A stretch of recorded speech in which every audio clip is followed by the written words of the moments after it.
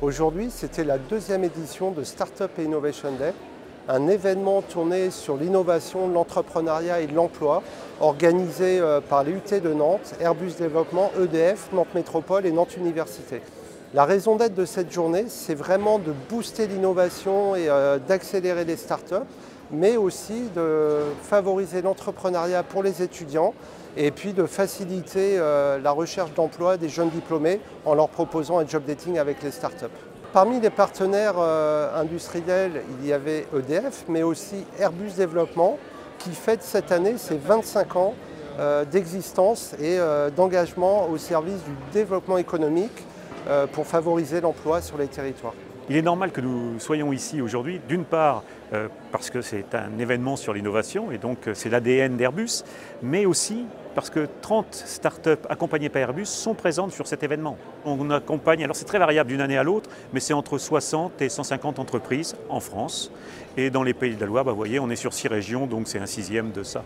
Être présent aujourd'hui à Innovation Day, pour nous, c'est une évidence. Le monde de l'énergie est un monde qui est marqué par l'innovation et ceci depuis la création d'EDF, nous ne cessons d'innover. L'objectif essentiel, c'est la transition énergétique, la transition écologique et donc la lutte contre le réchauffement climatique. On a créé une direction de l'innovation il y a à peu près 1 an qui est effectivement aujourd'hui au contact de l'ensemble des startups, de ces mondes de l'innovation. Sachez que par rapport à la feuille de route pour atteindre la neutralité carbone à 2050, nous pensons qu'aujourd'hui, seuls 50% des solutions dont nous avons besoin sont disponibles. Et donc, être présent pour nous ici, c'est une évidence pour trouver et inventer les solutions de demain qui vont nous permettre d'être au rendez-vous.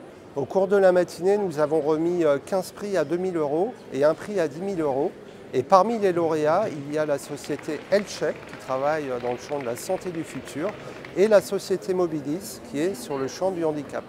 HealthShape, c'est une entreprise de médecine régénérative et on développe une bioprothèse pour la reconstruction mammaire qui permet d'avoir une solution à la fois simple et naturelle pour les femmes qui subissent une mastectomie sur un cancer du sein. On avait initialement une technologie, la bioimpression, donc imprimer du vivant. Voilà. Et on a vu qu'il y avait un vrai besoin par rapport à la reconstruction mammaire parce qu'on a quand même 40% des femmes qui ont un cancer du sein qui subissent une mastectomie et seulement un tiers des femmes qui choisissent la reconstruction mammaire. Et on voulait quelque chose qui puisse répondre à leurs besoins de naturel et de simplicité. Pour nous développer, il manque simplement de faire tout le chemin réglementaire, préclinique, clinique, pour aller jusqu'à un marquage CE qui va nous permettre de pouvoir ensuite proposer notre solution aux patientes. Il faut un peu de temps pour que ça puisse avoir le jour tout ça. Mobilis, c'est une start-up qui développe une solution pour les enfants en difficulté de lecture. Donc c'est une application mais aussi un site internet qui va être dans les primaires, écoles, collèges et lycées pour aider les enfants à apprendre à lire et à lire comme leurs camarades. Mobilis est destiné à tous les enfants, principalement à ceux qui ont des difficultés de lecture, mais dans une classe, pour ne pas faire d'inégalité, tout le monde peut avoir accès aux livres numériques.